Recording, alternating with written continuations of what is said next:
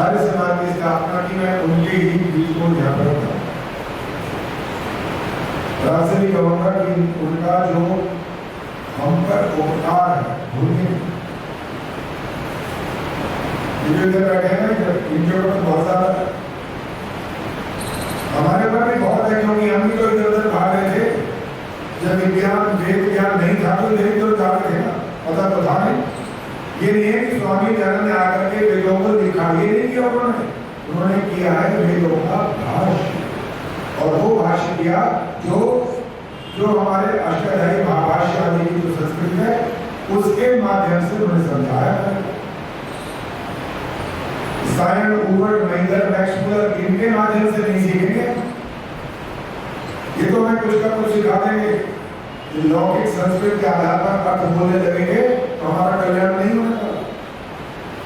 उन्होंने जो उपकार किया, क्योंकि आप पर मातृशक्ति पर इनका उपकार इतना बड़ा है शिका कि इनको तो न तो वेद पढ़ने का न वेद मंत्र सुनने का, ये काफी समाप्त कर दिया। स्त्री शूद्र न धीयता, ये नारा बुलंद था। और उन्होंने आकर के क्या बोला, यत्र नारीस्तु पूजन्ते रमन्ते तत्र देवता। और नारी को माता को क्या बोला, माता निर्माता भवति, ये बोला उन्होंने। आप निर्माण करोगे कब, जब स्कूल में पढ़ोगे नहीं, कहीं विद्यालय में जाओगे नहीं, गुरुकुल में पढ़ोगे नहीं, कोई शास्त्र समझोगे नहीं, तो निर्माण करोगे कैसे? निर्माण नहीं हो सकेगा। निर्माण कब होगा, जब हम बुद्धिमती होगी, ज्ञानवती होगी, और बड़ों का भी कर्तव्य बनता है, केवल आपका नहीं है।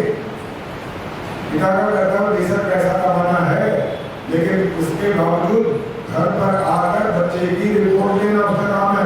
जैसा मैं करता रहा, बच्चों के लिए टाइम टेबल बनाया मैंने, स्कूल का तो स्कूल वाले बनाते हैं, मैंने घर का बनाया होगा। घर का टाइम टेबल बना करके पढ़ना है। कितने बजे घर से आ जाओ, स्कूल से आओगे घर 4 बजे पहुंच जाओगे तुम। उसके बाद तुम्हें खाना पीना कर लो, आधा घंटा कर लो, और थोड़ा सुस्ता लो, आराम कर लो। 5 बज गए, पहले पढ़ो, खेलने नहीं जा सकते, पहले पढ़ो, पहले स्कूल का होमवर्क मिला। वो कब करोगे, थोड़ी देर में कहोगे थक के आया, नींद आ रही, सो जाओगे, स्कूल में डांट पड़ेगी, हमारी इंसल्ट होगी। बहुत काम करने वाले पड़े हमारे पास, बहुत काम है कि बूढ़े हो गए तो ऐसा नहीं है काम खत्म हो गए, काम अभी भी बचे हुए, बहुत काम है। पोतों को दोहरे उनको पढ़ाना, सामने दिखाई देगी कि बार-बार चंदा की याद आ जाती है। ये कर रही है वो काम, आज समाज के अंदर बच्चों को प्रयोग कराएगा, उनको आज समाज के अंदर उनको यजमान बना, कितना काम करें, जितना हम कर सके। कोई ये बंधन नहीं है कि इतना हम सब करेंगे, कोई आवश्यक नहीं, लेकिन इतना जरूर मान कर चलो कि हमें कुछ न कुछ विशेष दुनिया से अलग हटकर के करें। यदि आप ऐसा करेंगे तो आप जैसे बच्चा माँ की गोद में बैठने का अधिकारी तब बनता है जब माँ का कहना मानता हो। आप भी अगर ये वाले काम करेंगे तो आप भी ईश्वर की गोद में बैठने के अधिकारी हो। अन्यथा तो वो कहेगा बस तुम्हारा मेरा संबंध ये था कि मैंने तुम्हें पिता होने के नाते आज्ञा दी, तुमने पालन नहीं किया, मेरी गोद में नहीं कर सकते, कोई अधिकार नहीं। चाहे पशु हो, पक्षी हो, कीट पतंग हो या मनुष्य, चाहे ऐसे ही हो जो गलत काम भी करते हो, प्राण वायु को सबको देगा, जीवन के तत्व सबको देगा। जो बच्चा कहना नहीं मानता तो इसका मतलब क्या मां रोटी नहीं देगी क्या उसको? रोटी तो देगी ना, लेकिन उतना प्यार नहीं कर सकती जितना वो दूसरे बच्चे को कहेगी तो उनको कहना। ये बिल्कुल ईश्वर के साथ हमारा संबंध है।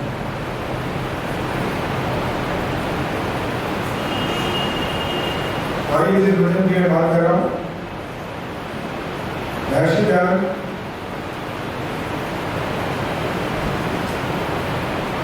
टंकारा से जहाँ का जन्म हुआ था, और उन्होंने केवल वहाँ अपने स्थान पर ही प्रचार नहीं किया, बल्कि भारत में बहुत स्थानों पर घूमते घूमते घूमते, और हरिद्वार में एक विशेष काम भी किया था। उन्होंने एक पाखंड खंडनी पताका फहराई थी, देखो भाई संसार के लोगों आओ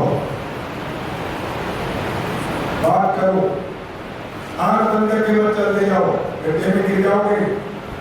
सुनो, अपनी भी सुनाओ और जो सत्य उसको मानो। बस कोई विद्वेष थोड़ी आ सकती, किसी ने कोई द्वेष नहीं, केवल ये भाव है सब ईश्वर की आज्ञा का पालन करें और उसके सच्चे पुत्र और पुत्रियां बन जाएं। आइए मेरे भजन के माध्यम से कहने वाला